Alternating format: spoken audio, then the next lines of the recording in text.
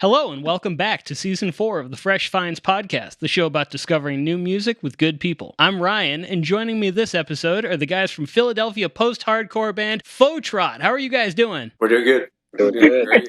Good to hear. I did pronounce the name right, correct? It's Fauxtrot. No. It's okay. I You can thought pronounce that it however because you it want was to, though. spelled that way that it was all right. I'm actually It's going to okay. read. That is. I was gonna say you can honestly leave it because it's kind of funny because that's Okay, like sure. what everybody says too. Everybody's Our like, meme Fauxtrot name Bros. is Fauxtrot. Yeah, Fauxtrot Bros. Fauxtrot. Fauxtrot Bros. So do you guys want to go around and introduce yourselves and kind of give a little bit of background on the band? Sure. Well, I'm just Yeah, Marshall. So my name is Austin. I play guitar in the band, and it's how we rotating this. Are we introducing each other, or Yeah, I guess. I'm Robert. I sing in band Fauxtrot. Derek? Hi, I'm Derek. I play drums in Fauxtrot. All right. My name is Jared, and I play bass for now in Fauxtrot. For now. So are you guys looking for another bassist so that you can do two guitars live? Is that the idea? Yeah, we're doing We actually- laptop bassist. Yeah, we already have a bass player. He's our The little old digital friend. laptop bassist. At least they Yeah, have it would be timing, better right? than me. Exactly. Yeah, it would be so much better than me.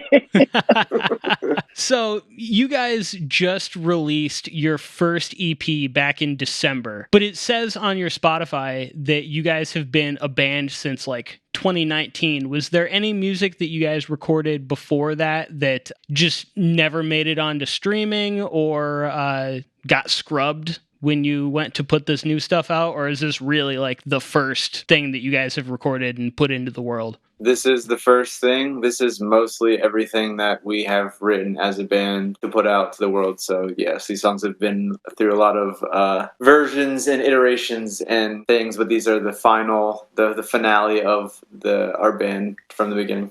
Right on. So did you guys have like a long time that you guys were playing live and writing stuff at the same time, or was it largely just kind of like writing, jamming, figuring stuff out, and then went to record, and now you guys are starting to do the live stuff more? So we originally started as kind of like an internet band. We started writing songs like basically online, just sending ideas back and forth. And then once that was during the pandemic, or right before the pandemic, and then during the pandemic, and then kind of post pandemic, we actually got together to play the songs like in a real setting. And then we played a bunch of shows, didn't have music out until very recently. So we have been just playing, rewriting and playing those songs and those playing shows to sort of flesh out all the stuff that doesn't work and yada yada with those songs that you hear on our debut EP. Okay, cool. So how did you guys meet if you like started online? Where like was it on Twitter, Instagram, something like that, or Tinder. Farmers meet. Well, I'll go first, and then we can do trickle down. So, okay, Yeah. I was in a band with another person that used to be in this band. I met him online, and we kind of started writing stuff together. And then we met Austin like a year later. probably like a year and a half? Yeah, a year and a half later, and he actually started on bass live for us. And then you can pick it up from there, Austin. Yes. So it was already like sort of a group when I first came in. We already had like a couple of guys. Obviously, some of them, left to do other stuff. But at the time, I was just playing bass. And when the two previous members left, I pretty much switched to guitar. And then we were just pretty much like on a search for a drummer for a little bit. And then I had asked Jared, I was like, hey, do you want to play bass, with Fauxtrot? And, he hit up Robert, they talked about it, and, yada yada, and then Jared joined in, and then eventually it took a minute before we found Derek. Well, side note, so I met Austin on a platform called Bandmix, so it's like a dating app for musicians pretty much. It's So that's I how think I met somebody's him. told me about that before on a previous episode, actually, and I thought that it sounded like a neat deal. I haven't checked it out, though. Yeah, it's cool. The only problem is if you don't pay for it, you can't message people or Oh, you what can't the hell's respond the to point people. then? So if you don't Yeah, put your it's email or really phone number dumb. in the thing, you can't like communicate. So I met him on Band Mix. Austin and Jared are cousins, so they met through being related. We met through birth. And Yeah, and then we Derek. needed a drummer, so we needed another minority. So we got Derek. Because we're all minorities here, unfortunately. Derek, I think how did I meet you? You posted an ad on Facebook, I think, on like a Philly music page or something. I feel like I did both. I posted about me looking for a band, but I think you also might have posted about looking for a drummer. I forget. I have a really bad memory, but it worked out. I think I just messaged Robert, and it kind of just went from there. So you guys met and were largely an online band. What were you guys doing like initially when you had like a couple of different members and stuff like that? Were these still the same songs that you guys were writing? Were you working on covers? Yeah. Just took 4 years in the incubator to really get it to where you were happy with everything? Well, if you want, You should have seen or heard. Yeah, you should have seen what the songs were before they came out. Yeah. Yeah, it So was basically like very interesting. We're working on these songs for a little bit, and then like I said, we kind of like had some changes in the band, and since those changes happened, it was like some people didn't want to. We basically. What's the best way to say this? They were like certain songs we were doing where like things weren't working, but certain people didn't want to change things. So like we were like, this song kind of sucks, so like I don't want to put this out. So we were like stuck with it, and then we had lineup changes and stuff, and then it was like, well, can we fix this now? We fixed it, and like I don't know, there's just like things that we weren't all stoked on, and we didn't want to put out music that we weren't all happy with. So no, I totally get that for sure. Until we were kind of all on the same page or had the right people.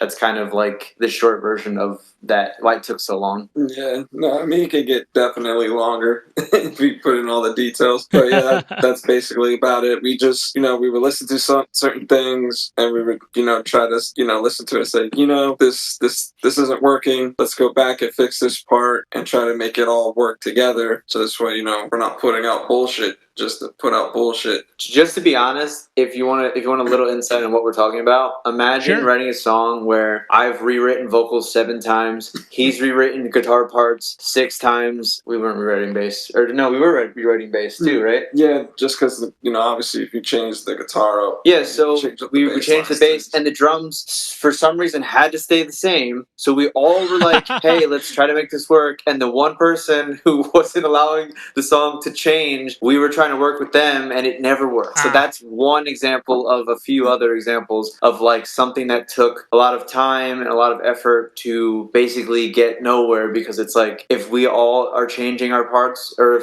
if 3 out of 4 of us are changing our parts, the last person should change their parts so we can try to rework this song so that we can kind of start fresh to get something that we're happy with. That makes sense. So you guys are all from Philly, is that correct? No, I'm the only one from Philly, but it's the biggest city, so.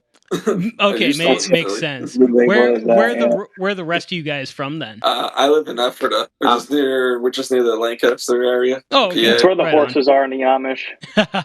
Right on. And then me and Derek are from the Lehigh Valley, which is like an hour and some change from him, and also Philly.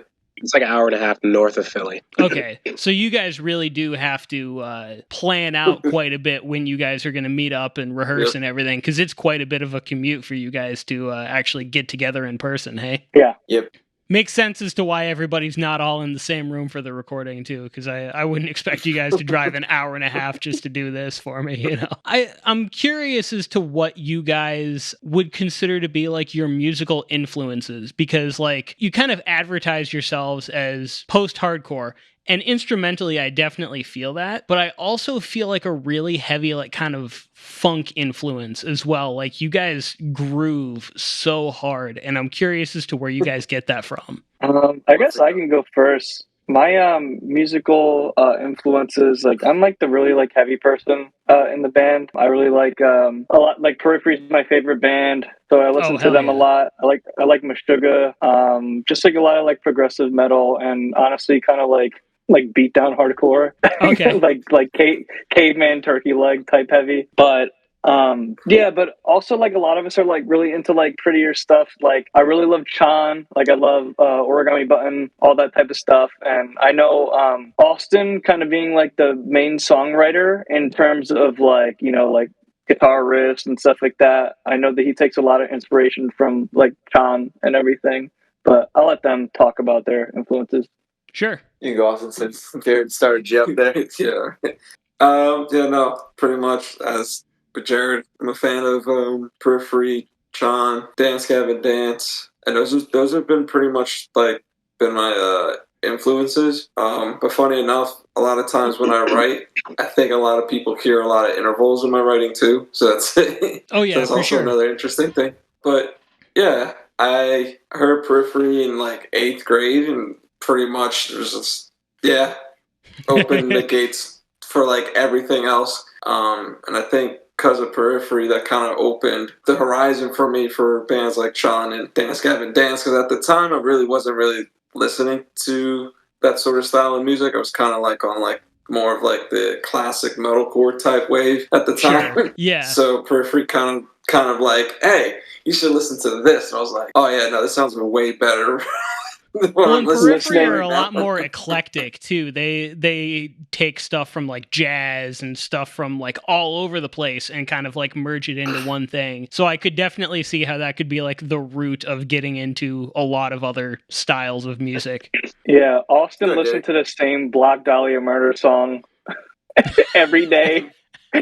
Going to school in the bus, apparently. Oh Nice. yeah, I had it was a song called "Everything Went to Black." I looked at looked on iTunes and it said I had it played over 2,000 times. I was like, I didn't realize it played that song that much. But I was like, yeah, it's a good song. You and Jared had that in common because all he did was listen to the System of a Down. So yeah, seriously. What about the rest of you guys? You can go, Derek. Why not? Sorry, I couldn't hear it. It was like a little bit of a my style is like all over the place.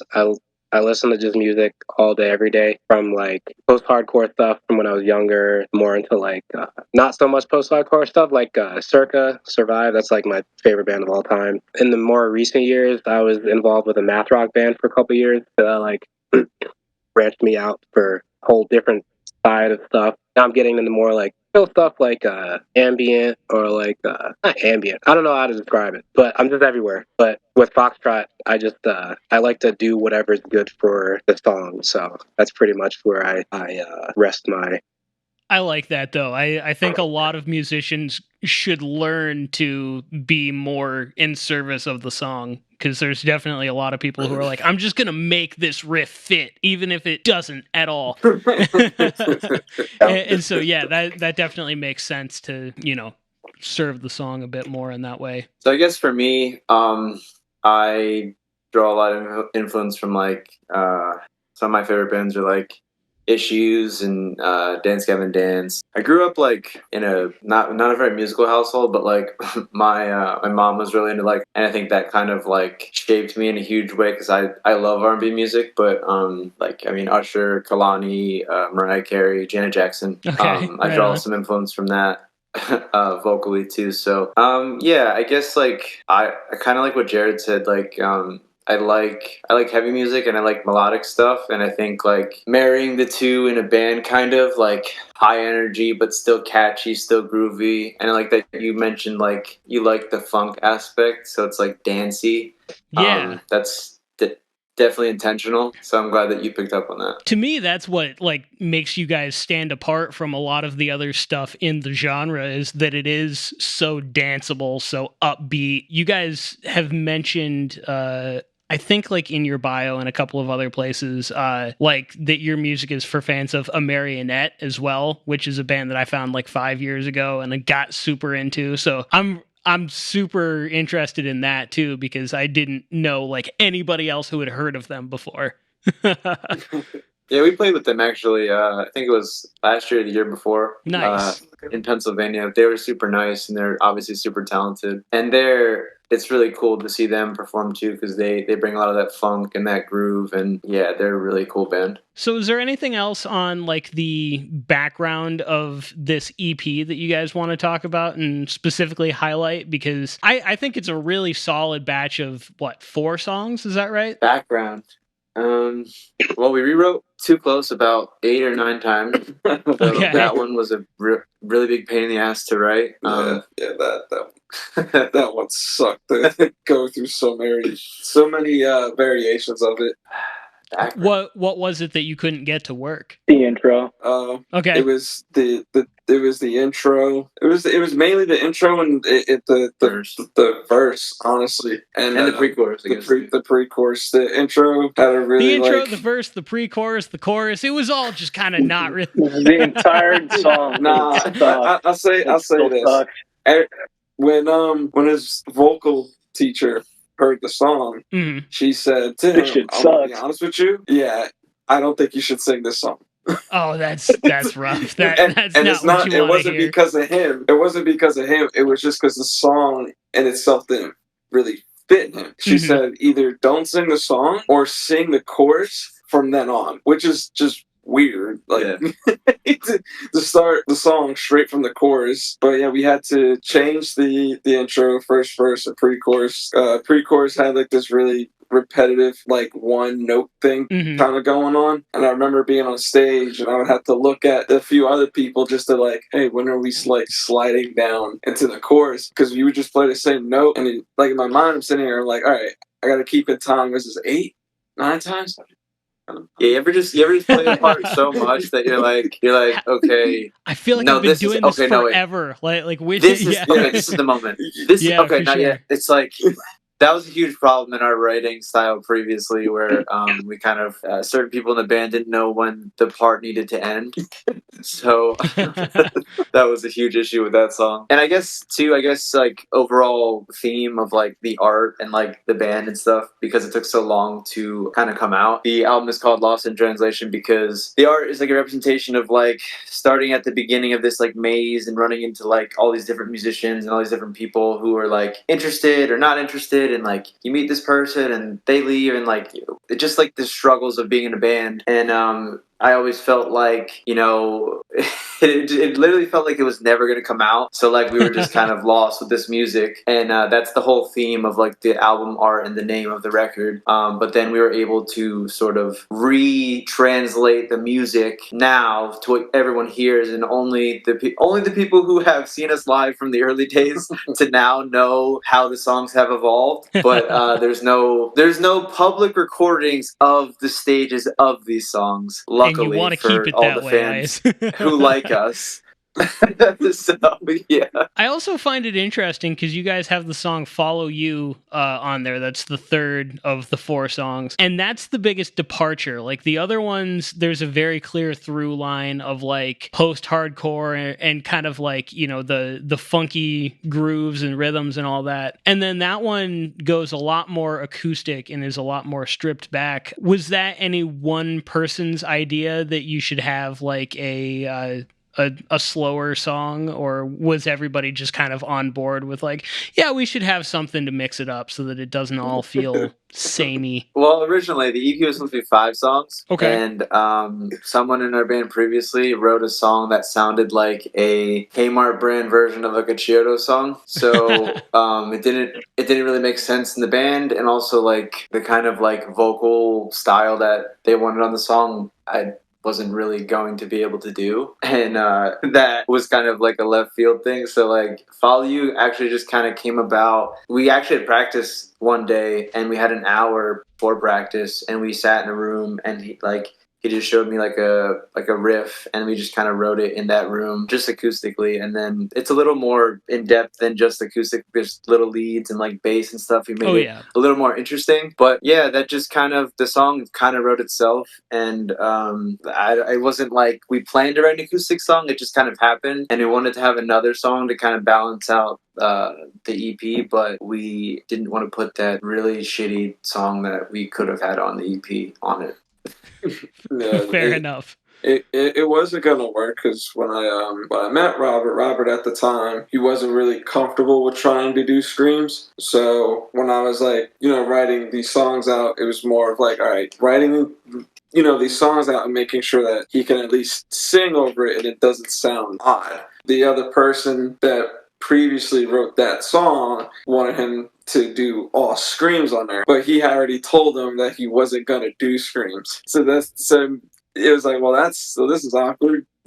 So basically, in a live setting, I would go to the bathroom while they play that song, and then come back when the song's over. While no one sings it. That's wild. So, have you guys are any of you trying to figure out the screams thing? Because like for me, listening to it, that's like the biggest thing that like keeps me from like feeling like it's more pure post-hardcore, is that it doesn't have like the like back and forth between the clean and unclean vocals or whatever, which I'm not saying that you need it, but that's definitely something that is different from most other post-hardcore bands. Yeah, in the future I'll be taking over a good amount of the screams, but I think Robert is also doing some screams as well. Nice. And potentially Austin. Yeah, I like that. So have you guys started like writing for the next record? I know it's only been like, a few months, but the internet be moving fast. So I'm curious as to what you guys have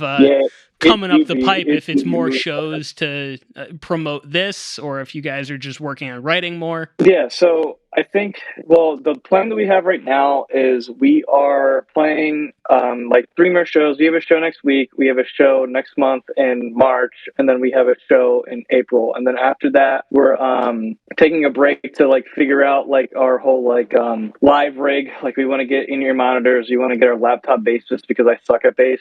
Okay. And we are recording stuff currently, yeah. I wouldn't say it's the next EP or next full length or anything like that, but we are working on singles right now. Okay, cool. The internet is definitely very much a single-based economy right now. There's really not a whole lot of incentive to do like larger projects aside from self-gratification at this point. And that's the thing that sucks, is because like I grew up on albums. I'm pretty sure we all grew up on albums, and I really like having or doing stuff like that, because I'm the type of person where not really like a big fan of like making playlists and listening to playlists. Like I'm a big fan of like, all right, today feels like this album kind of day. Like it feels like a Periphery 2 kind of day. It feels like a John self-titled day. But yeah, it kind of sucks in that aspect, because we are going to focus on singles like in the future. But I know we're going to do like EPs and full lengths just to like do it for us. Because I mean, that is in the end really what like matters. Like we want to put stuff out for people, yeah, sure, because that's like the smart thing to do. But if we don't do stuff for ourselves, it's kind of like, well, then why are we doing this? Oh, 100%. Yeah, I'm definitely an album guy myself as well. So it's kind of disappointing to me to see a lot of bands moving in that more single-based direction. But I definitely understand with how fast the internet works, and that being, the main place that people are promoting music, that you kind of have to just have a constant stream of things coming out, or else it's really easy to get left behind. Well, the part that sucks the most, in my opinion, with singles and all that, is that like a band will put out a record and like a full length or something, and then like literally 4 months, 5 months, 6 months later, they'll put out a new song, and it's like, oh my god, how the fuck did they write a new song and record it and put it out and pay for it, and they like just dropped this thing? It's like, yeah, that was cool, but like let's move on now. It's like, Jesus, it's changed so much, because like you put out a full length, put out an EP, whatever, you milk that for like a year, 2 years maybe, and then you work on new music, and now the turnaround is so insane, and I kind of hate that, to be honest. No, for real. Like everybody, it used to be like you would spend like a year writing and recording a record, you would put it out, and then you would spend a year playing shows and promoting it and doing all of that, and then you would spend the next year like writing and recording again, or you would be writing and recording like on the road or whatever. Yeah. And so it was definitely a lot more lenient, because less music was coming out on such a quick basis. But like now, yeah, literally like even the biggest bands have maybe a year between records, it feels like. I blame doom scrolling. For real, Doom yeah. scrolling. Yeah, it's on TikTok. I mean, like, there's this artist that I listen to now. He's like a folk artist. I don't know how to say his last name. It's like Noah Khan or something like that. Mm-hmm. That dude is sick. He's so good. But like the reason he blew up is because of TikTok. And it's literally just like, that's how people blow up now, is like TikTok. So we should probably do that. but I suck at TikTok. It was hard for me to get into. I largely just do like clips from podcast episodes at this point, but like there was probably a year where I was trying to do like a TikTok every single day, and it's so much more work than people think it is. Yeah, I'm good. I don't want to do that. I like hardly ever go on it. Like I only ever go on it like when like my friends will send me like TikToks and I'm like, all right, this is cool. Exit out. Get me the fuck out of this place because I'm not with it. This is going to be the first clip I upload to TikTok. Is everybody just talking shit? Yeah. I got my new phone I think it's last just year, and it had TikTok installed. I uninstalled it. I'm not using it.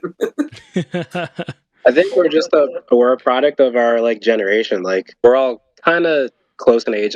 I'm the oldest in the group. I'm 33, but like I don't know. I'm definitely a 90s kid where like you bought a CD, right? You listen to it, you played it out to death, and then you move on to something else. Like 6 months later, not like constant consuming. Yeah. It's like today's generation is just kids just want to consume. Well, and we would just go into stores and look at album art and be like, that one looks cool, and then buy it and then listen to it in the car. Like, there that is kind of so shit. much music I've discovered through just it having like a cool ass like cover, and then just being like, all right, I need to listen to this now. Yeah. So you guys worked with a producer or recording engineer or something to make this record, correct? Yep. Okay. Do any of you guys have any background in like trying to record yourself or anything, or was it largely just we wrote the songs, we're just going to let somebody who knows what the hell they're doing handle it? Yeah. Like I've tried to before, but yeah, like my stuff isn't good. So like it's a lot better than yeah. Good, Jared. It's a lot better than some people, but like there's no point in putting something out that's like, this is kind of good. We might as well just pay somebody that actually knows how to like quantize guitar and all that stuff because that gives me a headache. And the guy that you went to, it didn't give him a headache. He's actually really good at his stuff. Navro Studios, I got to shout them out because I love Eric with a burning passion. Oh, for love sure. Him. Yeah, we're homosexuals. God damn. We can all kind of demo like ideas and stuff to get it across to each other. So it's like we can have like a rough, like if we go to like a rehearsal for a show or something, and we want to like practice a new song that we're not playing yet, but just to like do it, we can send ideas around to be like, okay, cool, and then like trial it out live or whatever. So that's kind of like the process of like writing a lot of times because we're not close, so we write a lot independently, and we just send each other stuff, and then we meet up and kind of run through it live to see like, okay, this part doesn't work, or like, can we work on this part? Just kind of work out some of the kinks. Is there anything else that you guys specifically wanted to mention before we move on to the next part of the episode here? Yeah, I'm quitting the band. No, I'm kidding. Oh, big announcement. Big announcement. Laptop taking over. Well, this is our first interview with Derek. He's the new drummer of the band. It's unofficially announced, but he's the new drummer of this band, and this is our first interview with him. So claps for him. It's unofficial because I'm a fucking douchebag and I have fucking 3,000 things going on and I haven't fucking edited the video together that we made for him to announce him. So this all falls on me for being a fucking lazy Puerto Rican. Oh boy. I'm not even mad. I'm not even mad because it's just going to have me doing more stuff more often anyways.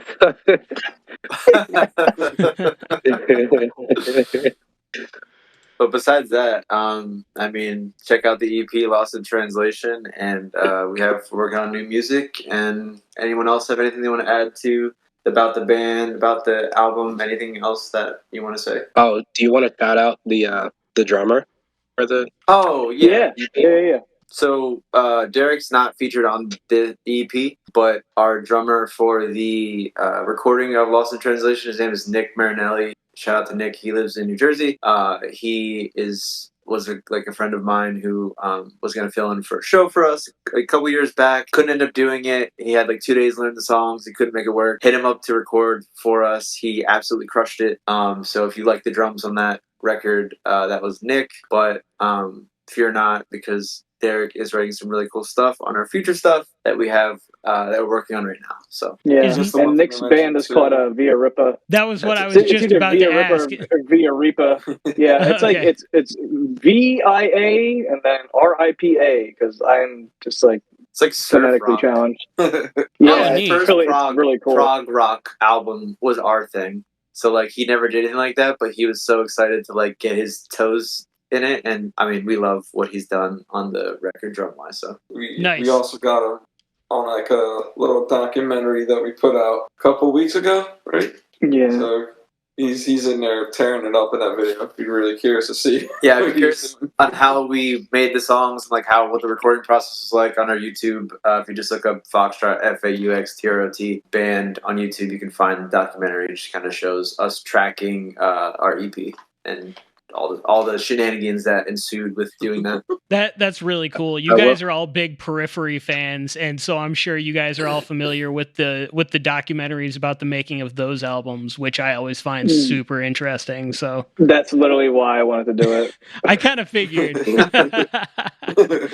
Those documentaries are so cool, though. I always like just seeing the creative process, no matter what band it is. I just think it's cool to, kind of get in the headspace of the people who wrote some cool ass music, Everyone's process is so different, and also it's cool to see like their process, and you might even find some things that are similar and be like, oh, I would have never thought to write a song in that way or do that in a song.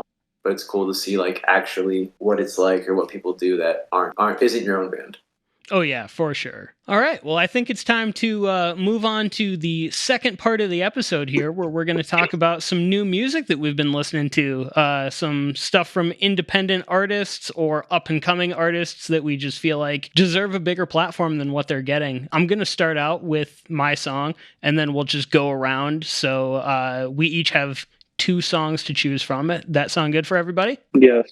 All right, wonderful. So my first song is one that actually came out I think it was a week ago, maybe less than a week ago as of recording this. And it's really interesting. They are it's a band called Mutiny, and they are a ska core band. They're like a super group, basically, members of a bunch of other ska core bands, so like, hardcore mixed with ska type stuff. They are on Ska Punk International Records, who I follow and am mutuals with on Twitter and stuff like that. And it's a really neat project because it's like super heavy, but also like clearly has that ska influence. This is the first single of theirs from their self-titled EP that's going to be coming out February 20th. So by the time this is out, it'll already be out. But the thing that I think is really cool to me is the fact that they specifically brand themselves as being narrative music. And so it sounds like this EP is going to be telling like one long story. And they even have a manga that is coming with the deluxe edition of the album or something That's like cool. that like tells the full story of the record. And so I think that that's really neat. That's awesome. So this It's is like the... Easy. Yeah, no, literally, it's like it's got this like entire universe. I think it's super cool. Yeah, that's like the Japanese comic books that like most anime are based off of. And so this song is called "This Is a Eulogy" by Mutiny, and it's kind of cool. There's also a version of it that features a Japanese artist, and they're singing in Japanese, which is very cool. But this is the English version, so that we can all understand the lyrics. My mother, I see the light fade in your eyes, so full of wonder even through demise. Will we see tomorrow, or will the sun rise on our graves? Forgive us and freely, we're all to blame. Defeated completely and without shame. Endured with a smile, all inside were there. The pain that deep down inside of your core. How can I say you have been gone too far? I can't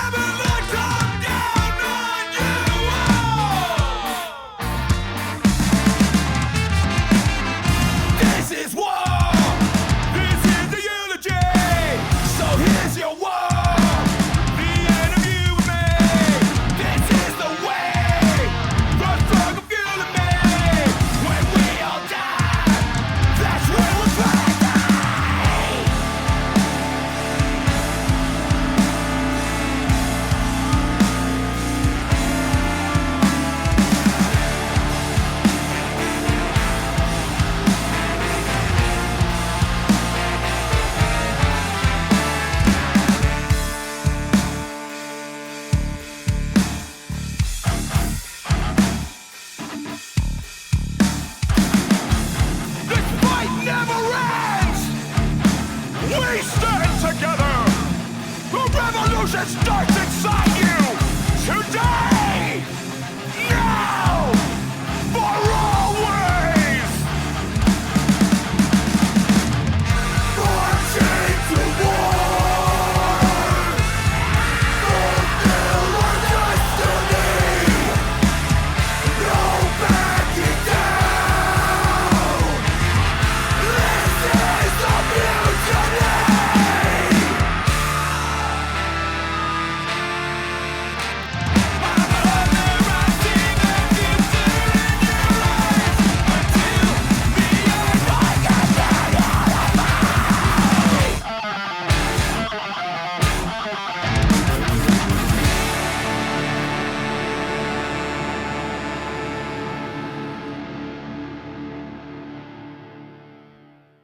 The craziest stank face listening to that shit, man. That singer kind of reminded me of at some parts oh my god, why did I forget his name? But it was the dude from Killswitch Engage when they had their only Howard two good Jones. I was albums. thinking that's Oh, it. yeah. Howard Jones. Yeah, I thought Yeah. I thought it was crazy because I was thinking about that. I was like, nah, there's no one else who's thinking that.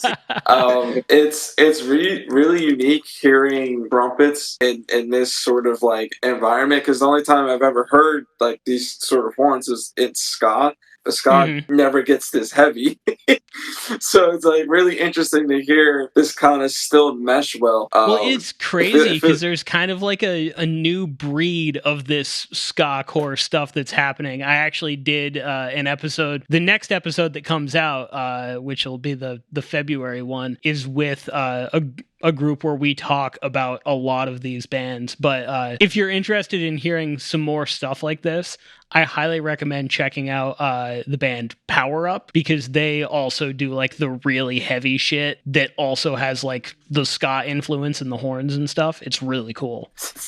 It's really interesting. I have to share something that's really funny that this is the genre of music that you just shared. Okay. When I was in college, I used to be a part of a swim team, and our swim house was rented by this guy who like kind of booked shows in their basement. Okay. And a band that constantly would come back to their house was this ska core band. And there's actually a photo of me with no shirt on, soaking wet, and you can see the trumpet in the picture. And like I'm like screaming, and they were a ska hardcore band, and they were so sick. And it was so funny because like you'd always slip on like beer and shit on the floor, so you'd like slide into the guy, and the guy's like literally tromboning into people. It was just so ridiculous. So like I'm actually ironically very familiar with this genre, and I haven't heard it in so long, and I'm like feeling nostalgic almost listening to this. So Dude, I'll have to share there's the some photo new with stuff you, in actually. here that's so cool. Yeah, I would love to see it. That would be awesome.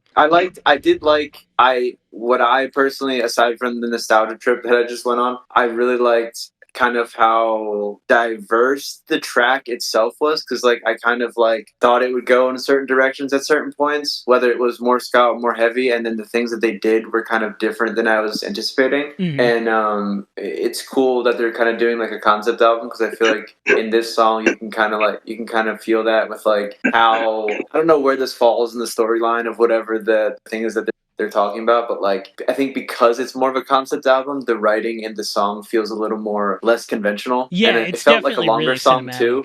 Yeah, for sure. Yeah, so that was cool. Yeah, I I'm love really the, looking forward to checking out this whole project. I love the use of the rototom, like the random rototom that just rings out. It reminds me of this band called this super heavy jazz grindcore. They're called Cleric. I think they were from like Jersey or whatever. It reminds me of that rototom. Like, I don't know, that just stood out to me. I was like, anything that like sticks out, that not that it shouldn't be there, but it's just like, oh hey, that's a rototom. Like, I love that. Yeah, it's just very different for the genre. Yeah, for sure. Yeah.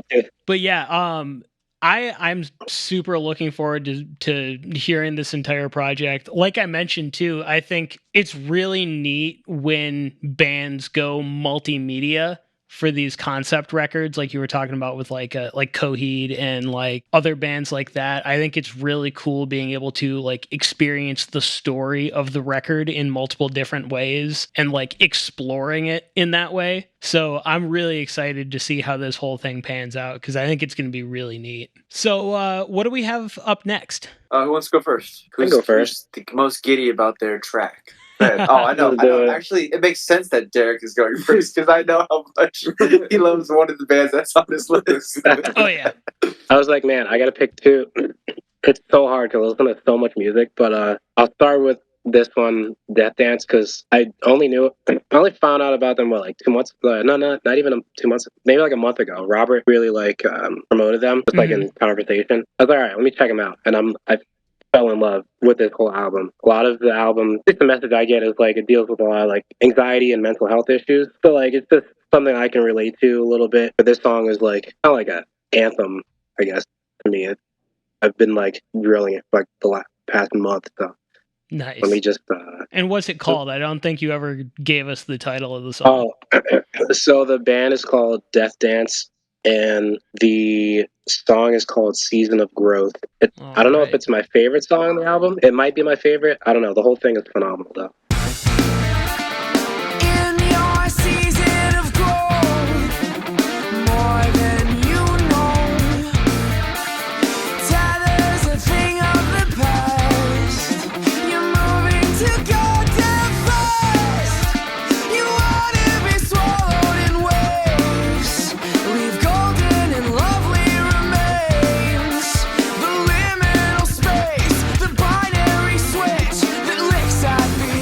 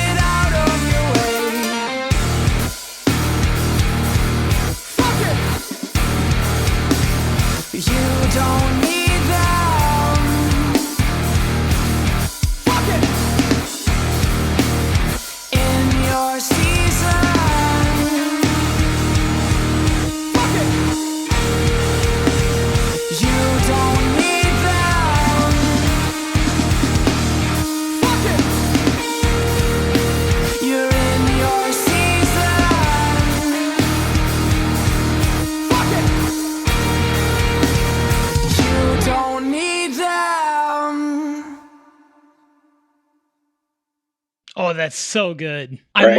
I must have found them before because I actually already have the song saved on Spotify, but I don't remember it. Probably No, it's came crazy. on when I I was like, listening to radio or something like that. Yeah, I listened to them before. Like, I listened to their entire. Is it an EP that they have or an album? Full length, It's yeah. an album, It looks yeah. like a full length. Okay, I listened to it before. I don't know why I don't remember that song. That song is good as hell. Oh yeah. Do they have any other music out? Like, did they put any EPs or anything out that are like on Bandcamp or something, or is this their first release too? I think that's the first and only. They Nice. they accidentally put out their full album and not any single. It was an error with uploading their album to streaming, and they Oh, really? fucked up and uploaded the whole thing instead of one song. That's so funny, That's agonizing. dude. Also, these guys are Detroit based, it looks like, from looking on their Instagram. So I wonder if maybe I would have heard them around, because I'm based in Detroit right now. So I'm wondering if maybe I would have like seen them on a bill or something like that and like listened to them after the fact and then forgot about it or something. Because Did you go to actually, I don't know if that was in Detroit or not, but there was a With Sales Ahead and Pulsar show that I think Death Dance had played, but I forget if that was in Detroit or not. I saw the flyer for that when I was browsing through their Instagram while listening, and I was looking at the lineup and going, damn, I wish I would have gone to this because the lineup looks killer. But I didn't know any of those bands when that happened, because that was when was that? Yeah, that was like was like just before I found Pulses, when their new record. Yeah. dropped. Well, Now, if we ever now come I'm to kicking. it, what were you gonna say? I was gonna say, now I'm kicking myself for not having gone to that show, but I didn't know any of these bands at the time. They're all ones that I've found in the last couple months. If we're ever in Detroit, we will let you know. Yeah, absolutely. I tell everybody that I like get to know through the podcast, like, hey, if you come through Detroit, I will definitely pull up if you let me know. Yeah, we might come through Detroit. That would be sick. Maybe. Yeah, might be happening. I'm curious. Have you guys like done any weekenders or little tours or anything like that, or have you guys mostly been playing in like the kind of like New England kind of area? Yeah, we did a weekender. We mostly play in like the tri-state area, mostly like Philly, but we've been to like New York and Jersey and stuff. But we did a weekender hitting Virginia, Maryland, New Jersey, and Philly. Nice. So we have branched out a bit, and we will continue to branch out to some other places this year, potentially Detroit. That's definitely a big thing as a new band is like expanding where you actually play, because you know everybody starts out, you just play like your local scene or whatever, and then finally getting to do like those weekenders and stuff, even though they're not, you know, huge shows, it feels like such a big step. Yeah, I think for sure. What's really, I don't know if people everyone knows this or whatever, but I'm just gonna say this, like a thing that I don't think people are aware of is like how important networking is. So like, oh yeah, I'm friends with Death Dance, and I have never met them in real life, but I was just a fan of their music. They were nice guys, and they were a fan of ours, so like it was just cool to kind of just talk with them and stuff. But things are possible if you can network with more possible if you network with other people in other bands. Oh yeah, 100%. I think that's one of the biggest things that I found is like a little less than a year ago, I joined Twitter and started using it, like, you know, actually using it as opposed to just like, oh, new episode announcement, you know, whatever. I actually started like, you know, having conversations with people and stuff like that. And that really was when like I started seeing the most growth with the podcast and everything. It really is just who you know and getting to, you know, make those connections. Connections in this industry are everything. For sure. So what do we have up next? I guess I'll go next. Next song that I guess we'll play, it's a band called With Sales Ahead. They just released a single, I think it was like a couple weeks ago, called Swear Words. And I know them personally. They are, in my opinion, I really think of them as pretty good friends. And I know the vocalist, Sierra, had mentioned that I've seen them play this song a bunch of times. And she mentions every time that this song is a song that she wrote about somebody that she would spend the rest of her life with. And recently I just kind of got out of like an 8-year relationship with somebody that I thought I was going to spend the rest of my life with. So not only is the song good as hell, it has that extra connection for me. So yeah, Oh yeah. let me put this thing on.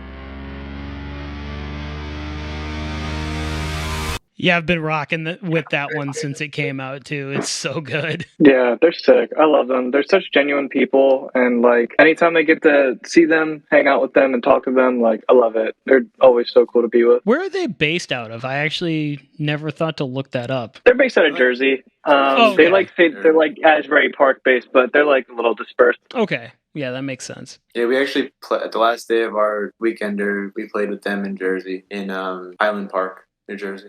That's so rad. Both of the singles from this most recent like release what would you call it, release cycle, this one and then also Darting Eyes, are both so good, so incredibly catchy too. Do you know if they're working towards a new album or EP or something like that? They announced the full length. I think it's I could be wrong, but I think it's April. I think I'm wrong though, but it's called Infinite Void. What is it? Infinite Void is what the album's going to be called. I'm so stoked. I can't wait. I can't believe how many tracks is it? 13. It's 13. 13. I think, Damn, yeah. I was just looking through their discography and I was like, I can't believe they haven't released a full length yet. The closest that they did was the 2018 EP, but that was even only 6 songs. It's again going back to the like, you know, it's just hard to do a full album or anything if you're not established at all. Like, you know, it's crazy that they've been an active band for like 8 years and are only just getting around to doing their first full length. Like, that's just insane, and just another tribute to like the internet era and how different music culture is now. It was funny because Robert dropped the info on me that Idola's supposed to do like 2 albums this year, and Andrew Wells is supposed to do a solo album all in this year. Oh, damn.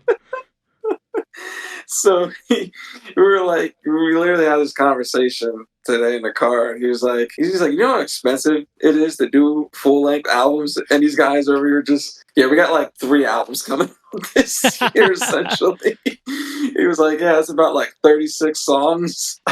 Yeah, no, that's insane. I mean, at least if you like self-produce, that makes like the cost like significantly less. But, you know, if you're working with a producer and booking, you know, studio time and all that, that shit gets expensive so fast. And they're working with Chris Crummett, who's like top of the food chain in the post-hardcore world, and my God, I can't imagine those bills. And I know Crummett does different versions of recording. Like, there's like the most expensive version, there's like the middle tier and like a lower tier. I know they're at the top of the food chain with all the sprinkles and cherries and whipped cream and shit. So that's expensive as hell. Yeah, I mean, when you get to a certain level, you're just like, fuck it, throw in all the production we can get, just make this thing sound amazing. Yeah, well, when your label is paying for it too, that probably helps. Oh yeah, instead of paying for it out of your pocket or having to do like a Kickstarter or something like that. Yeah.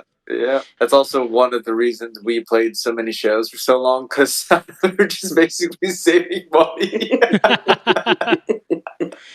Do you guys have like a band fund that you were like, every show that we play that we get paid for goes in the band fund, and that's going to be the recording that's going to pay for the recordings? Or was it just very out of pocket? Everything that we make through the band goes back into the band, and then after we use that money, then we use out of our... That makes sense. Yeah. So what's the next tune going to be? You want me to go? You want to go? I can go. I think you put it in there now. Yeah, the song I put in there is a band called Modern Day Machines. We played with them when we went to Staten Island. Was that our first time in Staten Island? Yep, first time.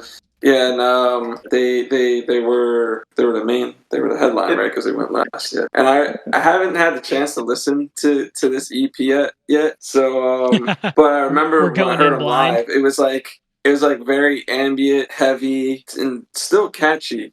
The main guy, his name was Patrick, right? Mm-hmm. Patrick's a really cool dude. And then he plays in his band with his wife too. So it's really cool. She shreds on guitar. Nice. They are amazing. I was blown away. All right, let's check it out.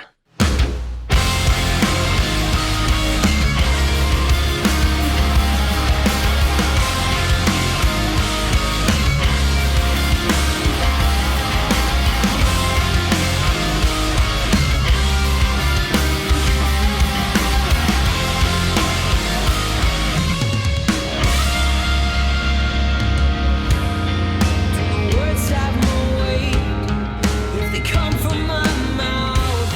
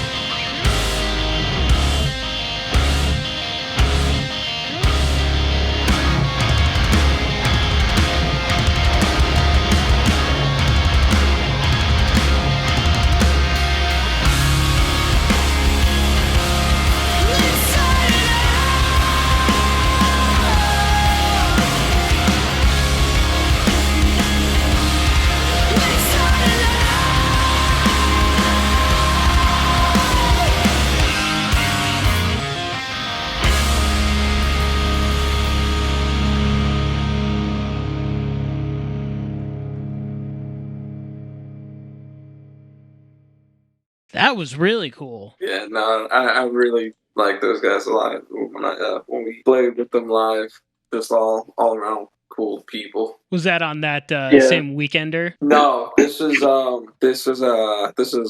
little after. This was beginning of the year. It was beginning of January. Yeah. Yeah. Okay. It was like last month. Nice. Yeah. I don't know why it feels.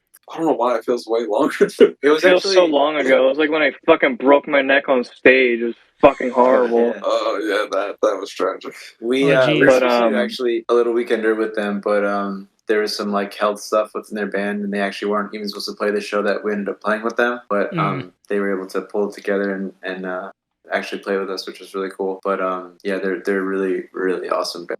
Yeah, I really like some of the more like atmospheric kind of like stuff that they've got going on with like some synths and like a couple of things there in those couple of sections. It's really a cool addition to this style of music. It's interesting because it almost reminds me of like, I think alt rock is like a general genre, but I want to be more specific than that. But like when I first started getting into like, I don't know if you know the band like 1,000-Foot Crutch and Oh like, my goodness. Oh yeah, like, dude. That was realm. my like middle school, high school days. Hell yeah.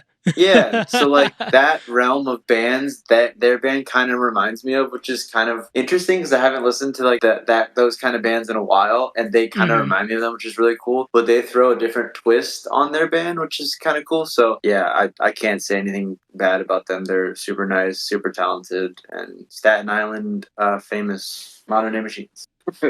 Nice. You brought up 1,000-Foot Crunch. I remember when I looked that band up way yonder. Middle school. That band, for some reason, I think had like 10 albums out for whatever reason. Jeez. You have to look it up. It's like it was some absurd amount, and I was like, why do you guys have so many albums?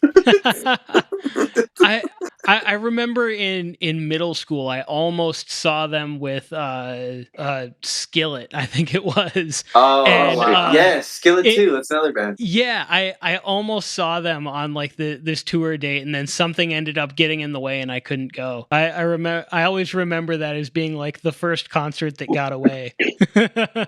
Oh damn, that would have been sick though. Yeah, no, I have seen Skillet a couple other times, and they put on a good show. But with you talking about them and having so many albums, it's crazy to me now. Like looking through Modern Day Machines discography on Spotify, it's crazy to me that we're far enough into the 2020s now that bands that started this decade actually have like a few solid size like projects under their belt at this point. It still feels like it was, just yesterday that like the decade started and we're almost halfway through it. It's crazy. Yeah, it's nuts. The movement of time is scary. That fucked me up so bad. But like, yeah, you look at like some of my favorite bands right now are bands that have only been active for like 4 years or something like that. It's crazy. Yeah, I just want to look up 1,000-Foot Crunch just to see the albums, and I saw at least 10. At least 10. They haven't made anything. Yeah, they haven't made anything past 2016 yet. So which is crazy because that would meant if they kept up with the same consistency, they probably would have at least 13 right now. Oh yeah, easily. Catching up to Zappa. Yeah, it's still crazy to me. You look at like King Gizzard and bands like that putting out like fucking 3 records a year or something. Like I think they've been active for like 15 years now, maybe, and they've got like 27 records or some shit.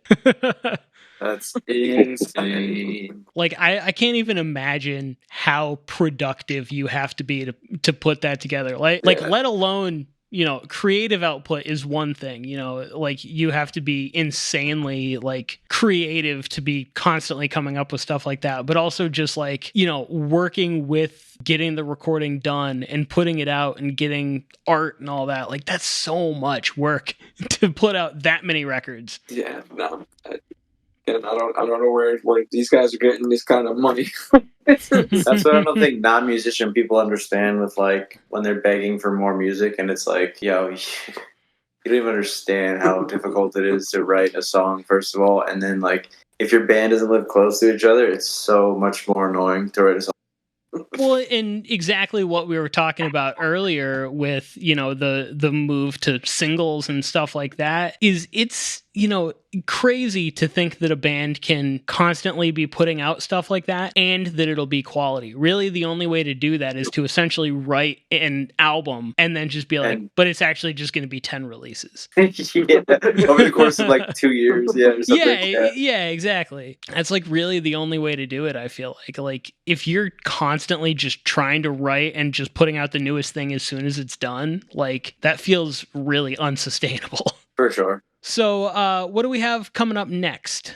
The last one in the rotation before we get back around to me. Oh, wait. I think because me and Austin are on the same thing. I didn't go and Derek didn't go yet. No. Yeah, that's what he's saying. He said you go first, and then. Oh, okay. So. Right? Wait, no, you didn't share a song yet. Yeah, you didn't go, Rob. Oh, Derek went. Yeah. I'm sorry. I was thinking of the other song that he shared. No. My bad. I'm living in the past. Okay, here. We'll introduce it a little bit, man. I know, what the hell? Oh, sorry. No, I was just putting it in there. I didn't know it was going to play right away. Oh, okay. So this is Blighttown. They're from the UK. They're like a mathy post-hardcore band. I found them like, I think it was last year or the year before or something, and like felt like they were doing something really interesting and really cool in that realm. And I've realized, because I'm not overly familiar with math rock kind of music, and that's Derek's like bread and butter, so Okay. like hearing a math rock post-hardcore band was really interesting for me, and I really like a lot of the things that they're doing in their band, and they're good friends of mine, and I literally was just a fan of them, and we've talked over like the past year or so, and we became like good friends around. Nice. So very, very cool dudes, very awesome band, and from the UK. All right, let's check it out. No thanks, I won't be dealing with that shit today. Why don't you take a number and get the hell out of my way? You should know it's hard to break the habit. Shut it amongst the vapid.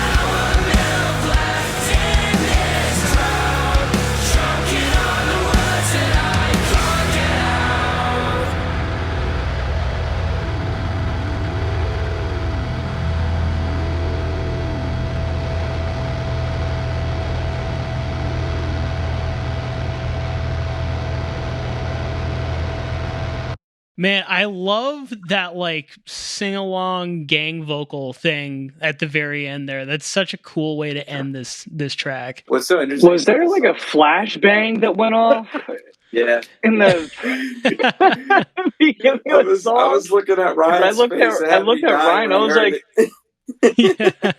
I looked at Ryan. I was like, yeah, okay. I'm not the only one that had the EMP grenade activated, right? Ryan stopped. He was like, Yeah, I was like, what is this? I think it's my hearing is gone. It pulls the music video from YouTube, so that must have been what that was. Yeah, I was curious if that was a part of the song or not.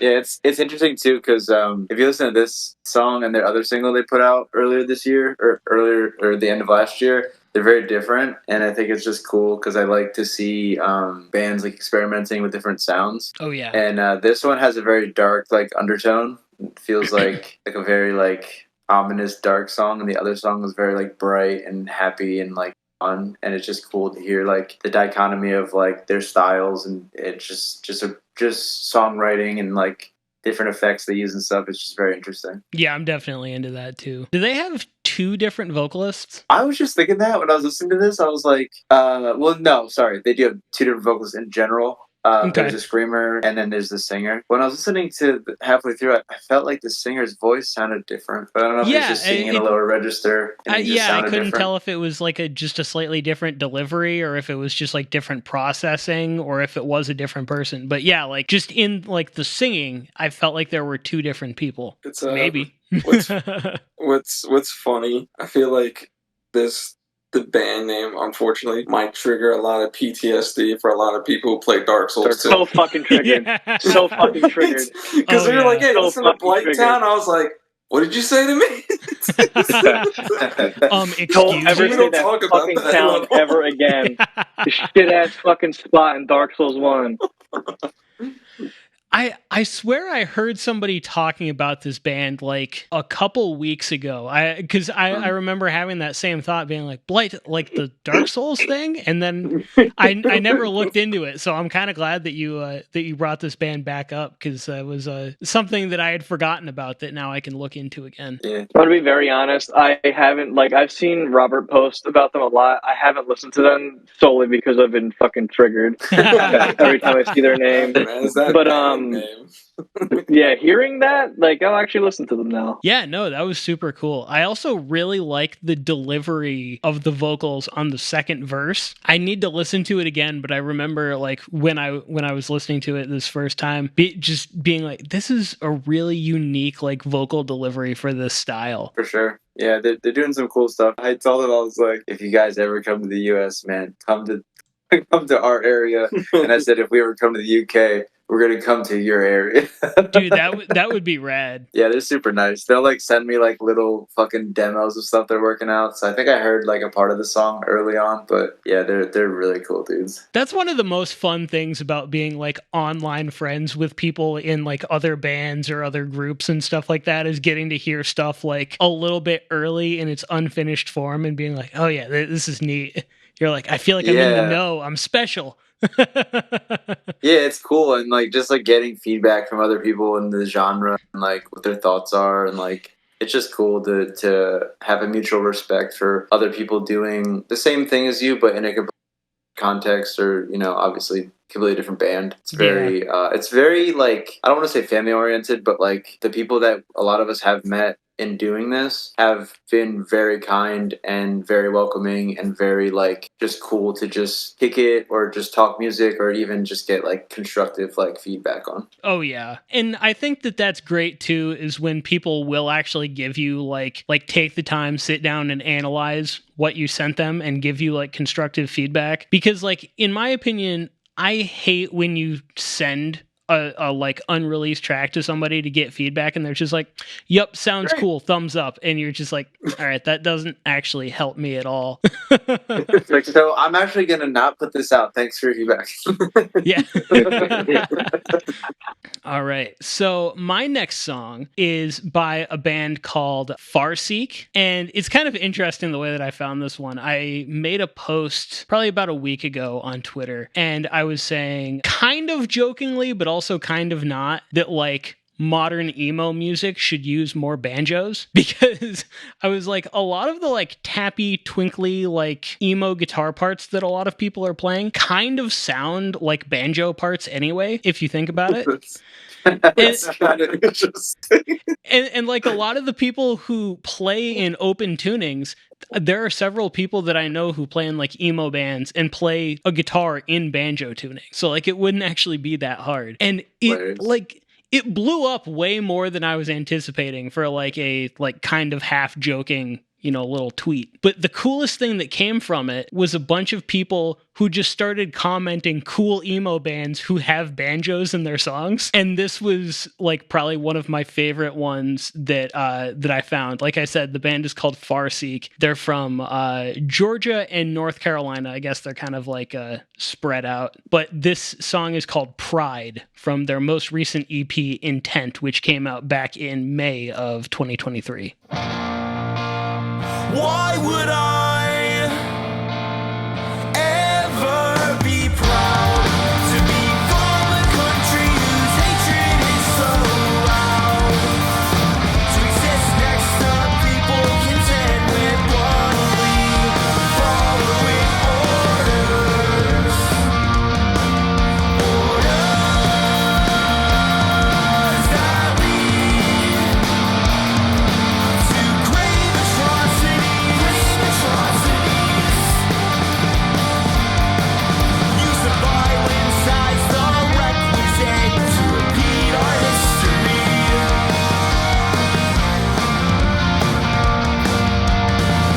We live in a state of lavish politics that uphold fascists.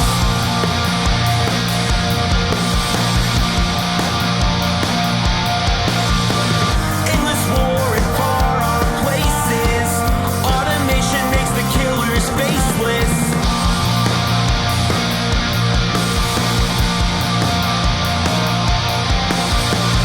Rampant chauvinistic racism hinders manifest destiny. Conditions of mass incarceration, newly pardoned, endemic. And voting will make these fascists go away. Brainwashed to think violence is the only way. Destruction of schools, construction of prisons, tighten their grip. It's death by constriction. It's thirst for authority, desire, control. Inflected talking points, stop, whistle, the chokehold. Why would I ever be proud? Why would I ever be proud to be from a country whose hatred is so loud? Reprogrammed to dehumanize, force-fed propaganda lies.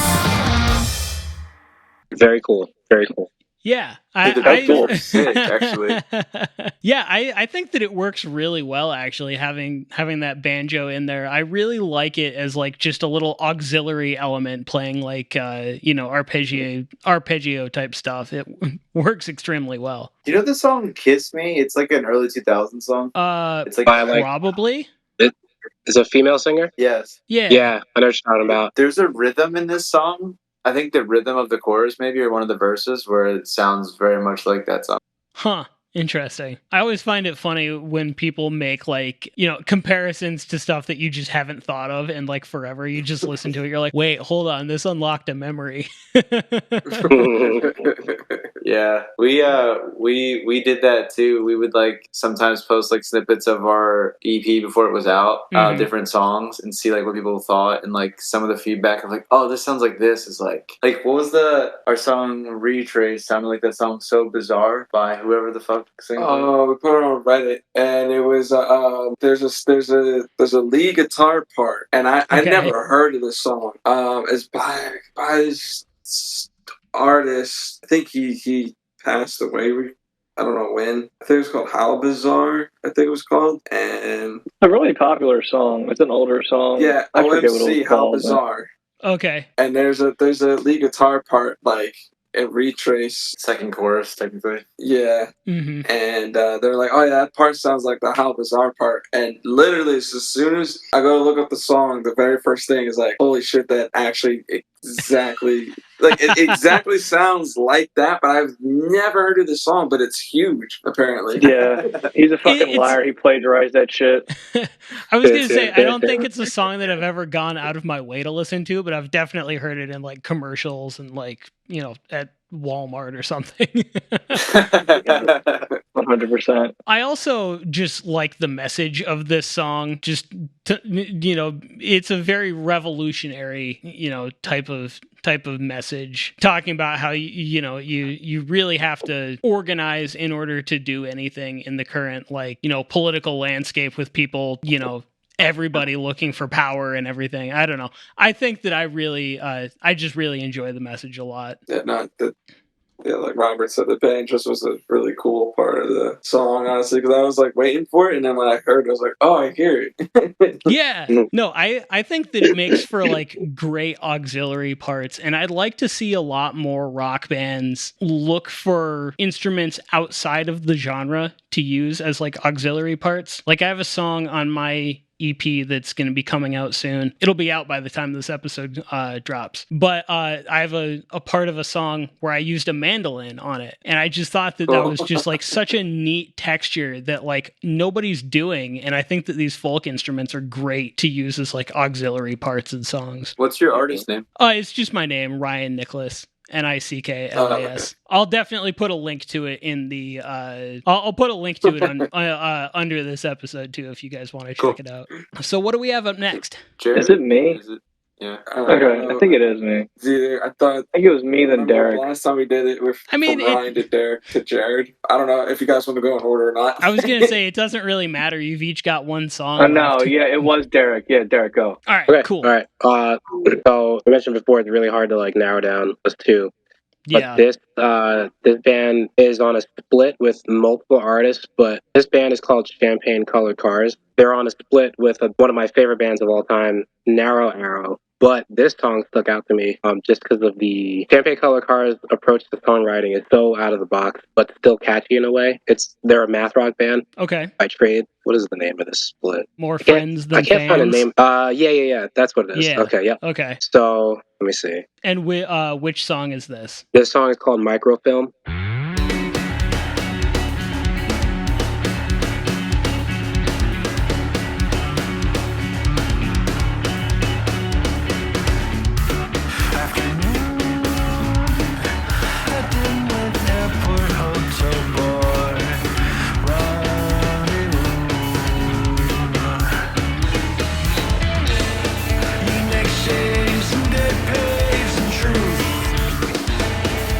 Microfilm.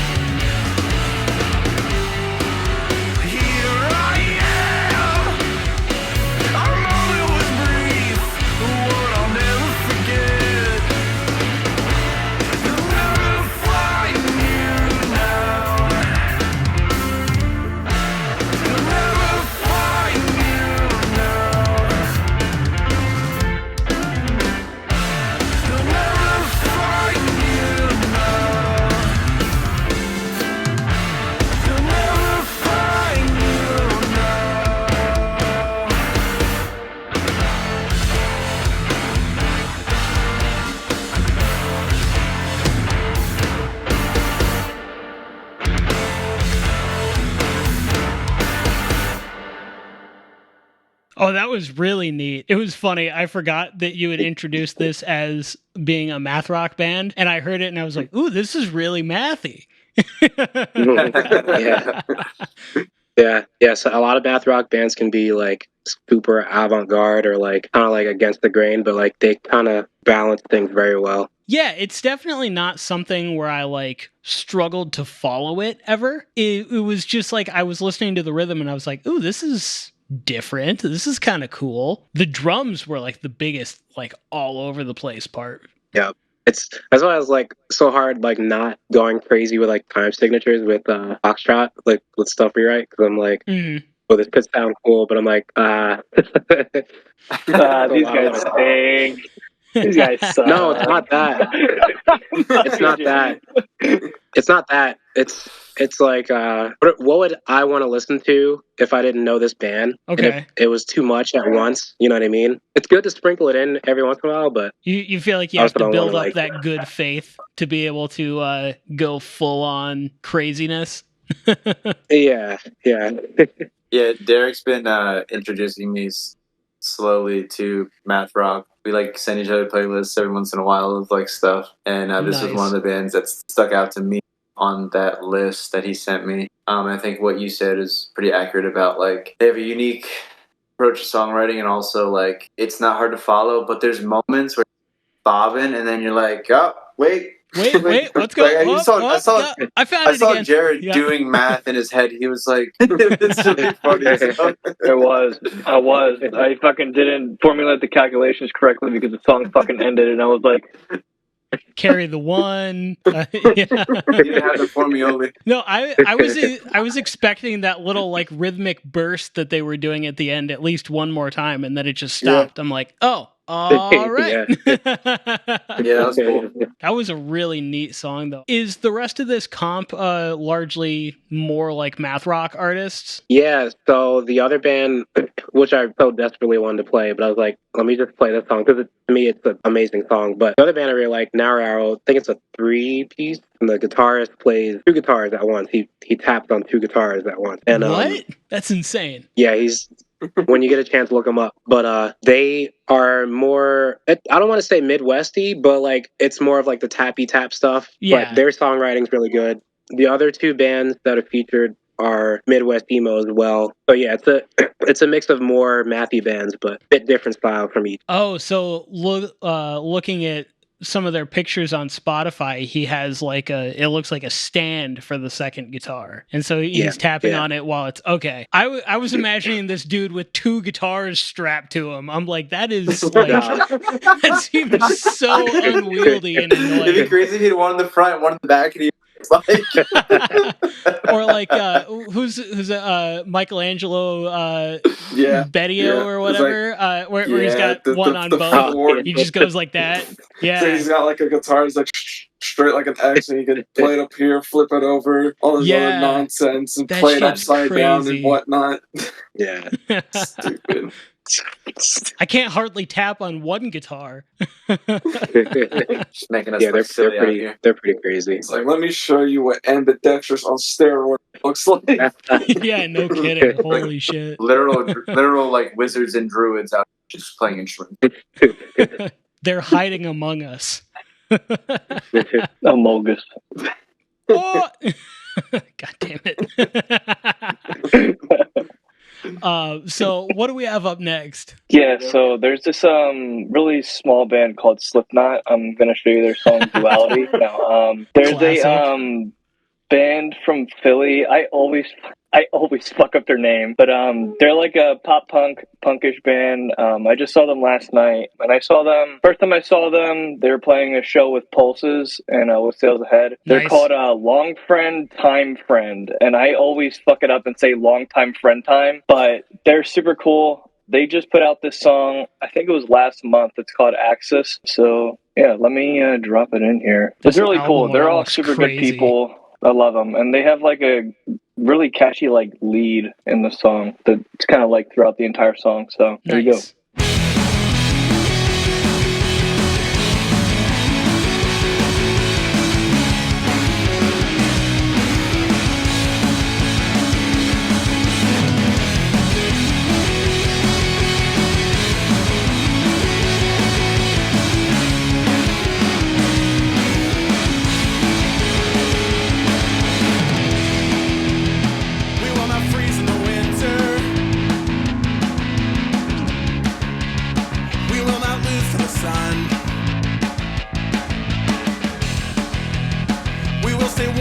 it's over.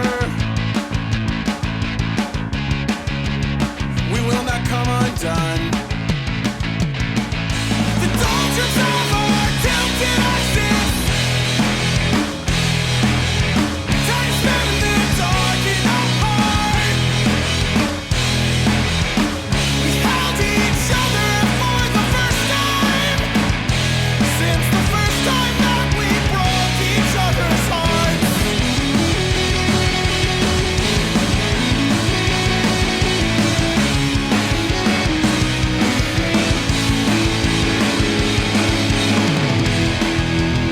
We will not drown if we dive in.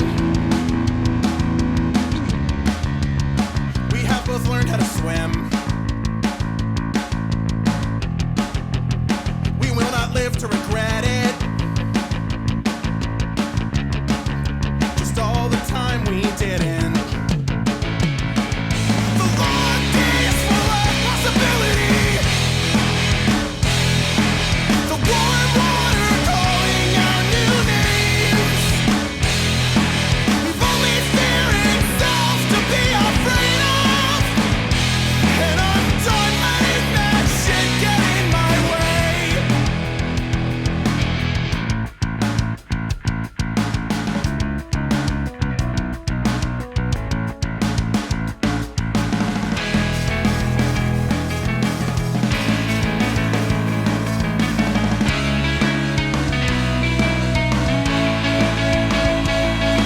The doldrums of our tilted axis, time spent in the dark and apart. We have each other for the first time since the first time that we broke each other's hearts. Oh, I'm so into that. Yeah, their vocals are so fucking sick. Like it's Yes. insane. Like when I heard them sing for the first time, I was like, this shit is actually fucking insane. And typically that band, they have a lot of group vocals, and I think this is the first time where it's just their one singer where they're just singing. It's so awesome. Are you talking more like harmonies or like gang vocals? They typically do gang vocals. Okay. And harmonies too. But yeah, this is like the first time where it's just them doing the one vocalist, and it's really sick. They've got a really powerful voice. It sounds great. Yeah, I always really like that kind of like half shouty kind of like singing vocal style. Like there's so much power and like raw aggressive energy to it. yeah. I genuinely don't know how people do that, because that's something that I've always wanted to be able to do, but like I just can't. And like every time somebody is able to do that, it's just so cool to listen, because it's like you said, like it just captures so much like raw power and emotion. So cool. I think it's also like way more technique than most people would assume. It has to be. Like there's no way that's not. Yeah, it definitely has to be technique if you're sustaining that over long periods of time. I think what's cool about that band that I'm realizing in my head, I recently had math rock and Midwestern emo very confused, but I think also I heard a lot of kind of match them, but this band is kind of like Midwestern emo and pop punk, which is interesting. I just made that connection when I was listening to this just now. Yeah, it feels like there's like kind of like a new wave of like pop punk / emo bands where it's like they're not exactly in one lane or the other, but just kind of like take aspects of both. And I tend to really like that sort of crossover. I think it works really well. Oh wait, are you next or is it? Also, you put your song up next. Also, this album art is so sick. like just so the cartoon like characters and stuff like that. Yeah, I think that that single art is gonna be their album art. Like they're releasing a new album. I'm terrible. I know it's soon. I think it's like March. It's either March or April. Oh, sick. But yeah, it's called. It's that here. That's whatever that like banner thing on their Spotify is. Here's to Not Feeling Worse. That's what it's called. Okay, yeah, and they looks like just released another single as of recording this last Friday. So yeah, I'm looking forward to checking that out too, because I am definitely into what they're doing with this one. Oh yeah. All right, what do we got up next? We got two more. I'm gonna throw in this band called Spirit Leaves. They are a band from Florida, and they are like I don't know how to explain it. Like, they're like progressive metal, but like they kind of like dip their toes in like heavier, but also more ambient melodic. They kind of go around that space, but I feel like they're doing something really unique, and a genre that has kind of been more so brought up recently is the genre called like heavy pop, which is like kind of like the Home Team and kind of like issues like Mad at Myself, drink about it, like that kind of vibe. So this song is kind of in that, even though there's so many places you can go within that genre. So just as a preemptive thing about this song, this is Spirit Leaves. I've been really into that like heavy pop stuff recently. You know, like I would categorize like modern Beartooth as like heavy pop as opposed to metalcore, as well as like Bill Murray and what was fucking Bad Omens and stuff like that too. Yeah. Which is that's almost more like heavy R&B practically, like in some aspects. But it's very I do interesting. think that new like wave of that like heavy pop stuff is really interesting. So I'm looking forward to this.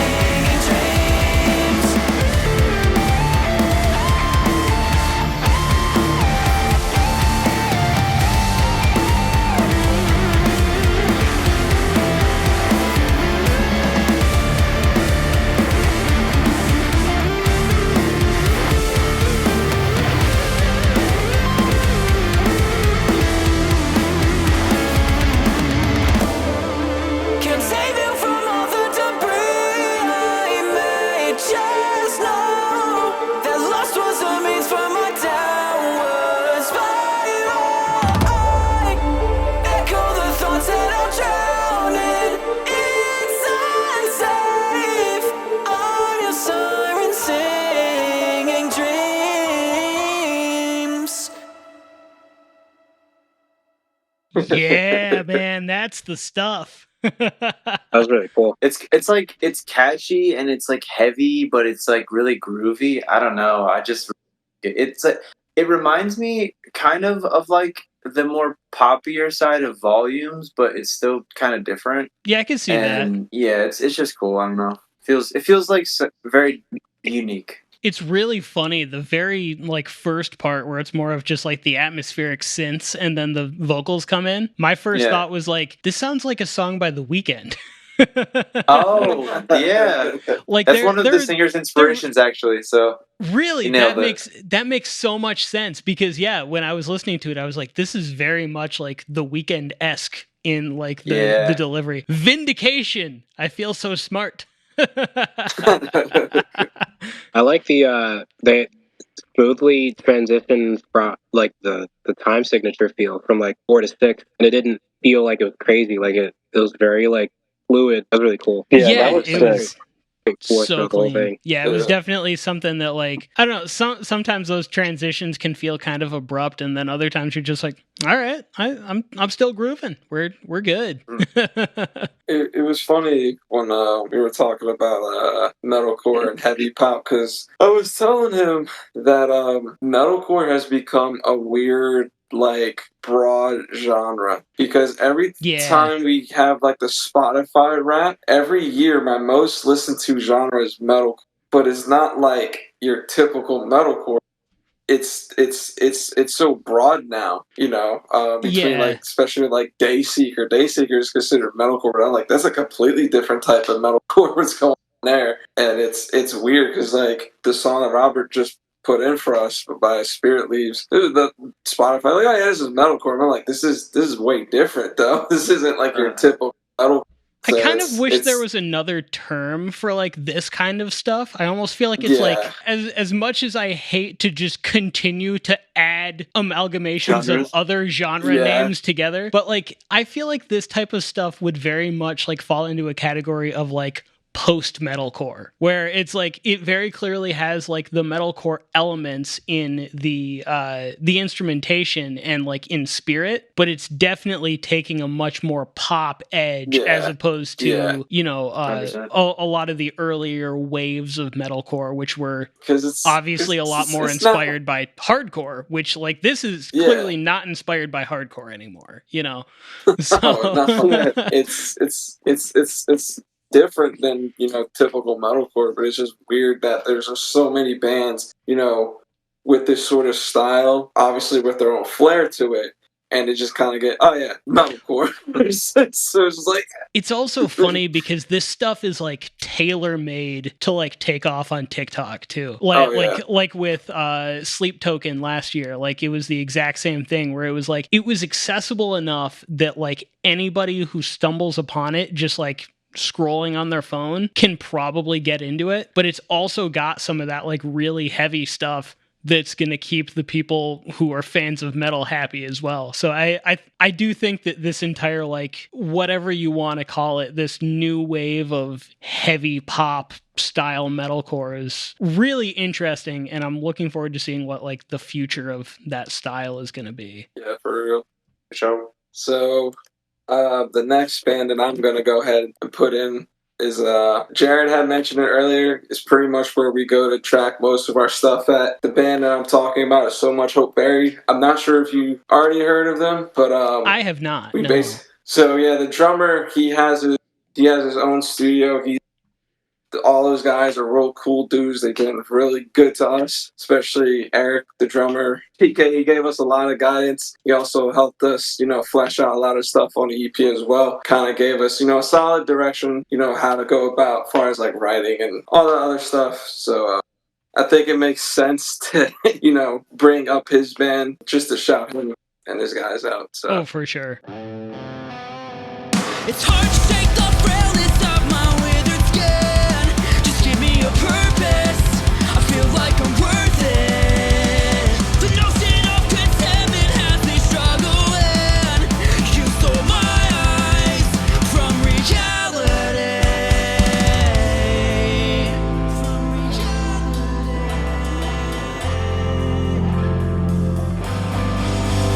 There's an emptiness I hold in my fragile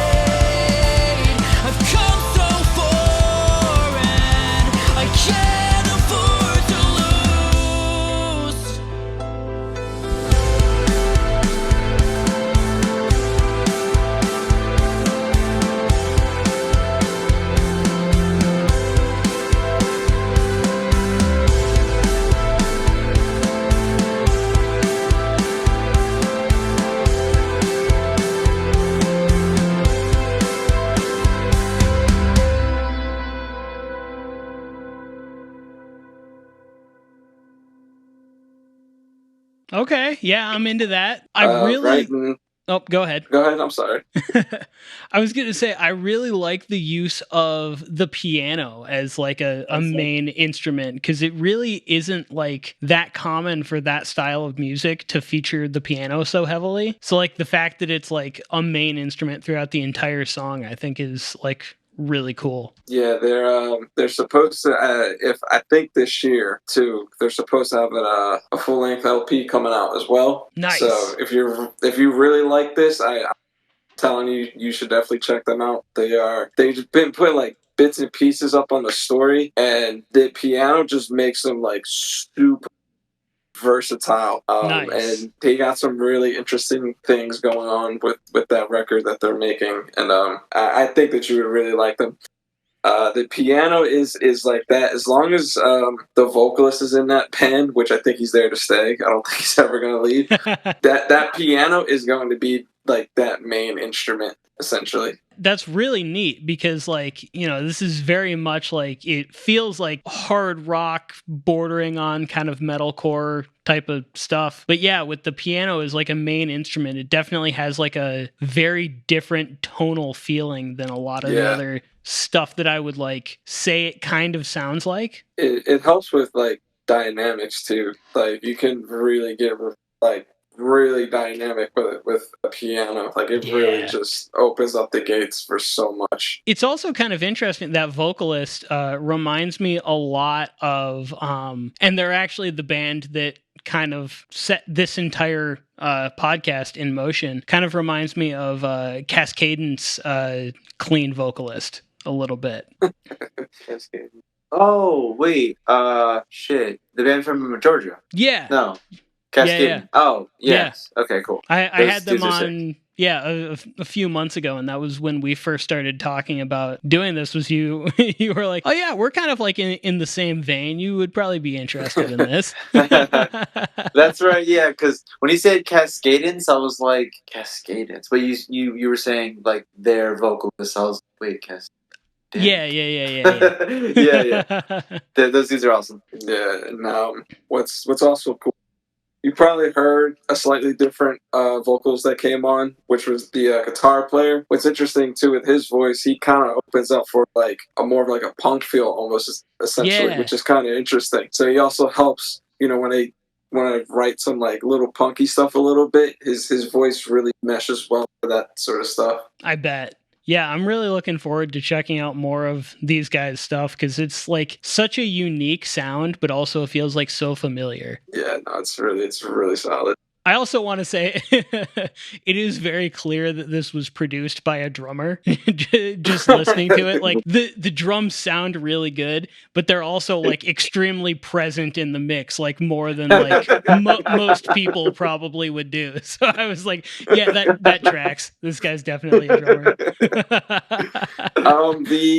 They had a way bigger song. I wanted to put this song in here because I was like, this song definitely needs more love, but they have another song that's like, it's almost got 100,000 and it really blew off for them. So they got it, I think it got mixed and mastered by a different guy. Where was it at? Atrium Studios in Lancaster. I don't know if they did Era's. Oh, really? Damn. Yeah. So yeah, it's called Apparitia. So if like on your free time you're curious, you want to hear that one's actually probably a little well balanced where you could probably hear everything. It's got a lot. And don't get me wrong, I'm certainly not saying that it's like a bad mix. I'm just noting that the drums are certainly more present than like most people would probably do, and that's just it's a stylistic thing. I mean, there's the joke of never let the guitarist mix the song because you won't hear anything except the guitars, right?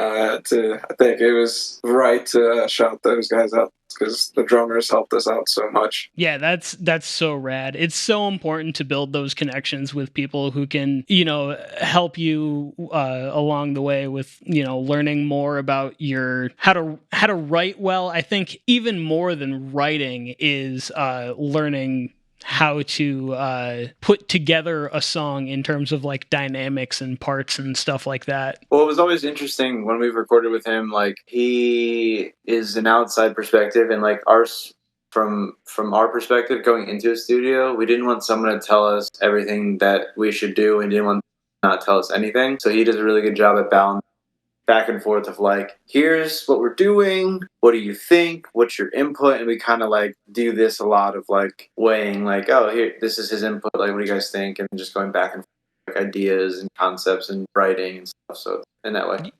Yeah, it can definitely be important to have that outside perspective. Well, I think that this has been a good episode, guys. Is there anything specifically that you want to mention aside from obviously listen to the EP Lost in Translation? Is there anything else that you guys want to mention before we sign off? No, we mentioned the shows. We got the EP out, more music coming. Make sure you follow for more information. Yeah, playing in some new places this year that we've never been. Maybe before. But yeah. I think that covers a lot of what we have going on right now. Awesome. Pretty much covers everything. Awesome. Thanks so much for coming on the show, guys. This has been a good time. Thanks for having us. Yeah, man. Thank you. Appreciate it. Of course. This has been the Fresh Finds Podcast, the show about discovering new music with good people.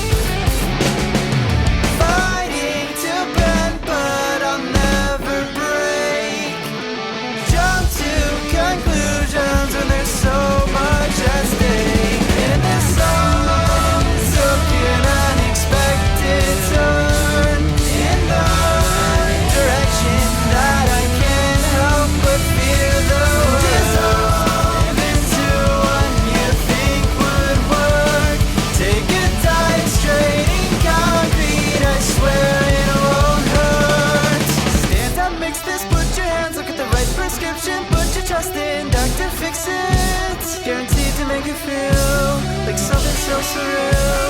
Got you hooked on a recipe. So just stop me dead in my tracks. There's no way I'm coming back, but you can devise a plan on how to win me back. An illusion of confusion, the delusion you've been using. Take